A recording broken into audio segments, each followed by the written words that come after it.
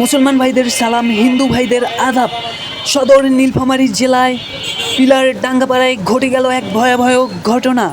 এক যুবতী মহিলার মৃত্যুর 6 মাস পর কবর থেকে ভয়াবহ শব্দ আর বিজলি চমকার মতো আলো বাইর হইতেছে। এই যুবতী মহিলা বেঁচে থাকতে কি পাপ করে গেছে আমরা কেউ জানি না।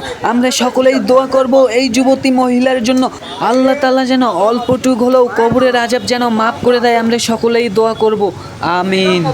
আপনারা দেখতে পাচ্ছেন এই ঘটনা দেখার জন্য অনেক লোক অনেক জায়গা থেকে আসতেছে। দর্শক বন্ধুরা, এই মুহূর্তে আপনারা দেখতে পাচ্ছেন আশেপাশে অনেক লোক আছে, আর সাথেই দেখতে পাচ্ছেন এই হুজুর মাটি খুঁড়ে হাত ডুবে দিয়ে দেখতেছে কবরের ভিতরে কবরটা কি হয়েছে। হুজুর কবরটা নাড়ে চেড়ে ভালো করে আশেপাশে ঘুরে দেখলো। চলেন বন্ধুরা, এখন আমরা সরাসরি হুজুরের কাছ থেকে শুনি হুজুর কি বলে।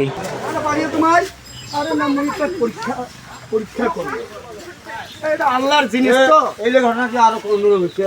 দৌড়ে ওইছে একটা হছিল, একবারে উঠিয়া একবারে ইয়ে হয়ে গেছে। কি করলেন? আর মুয়ের হাতখান দিয়ে তখন মৌসা না হিট এখন পাইবেন না না। ওটা।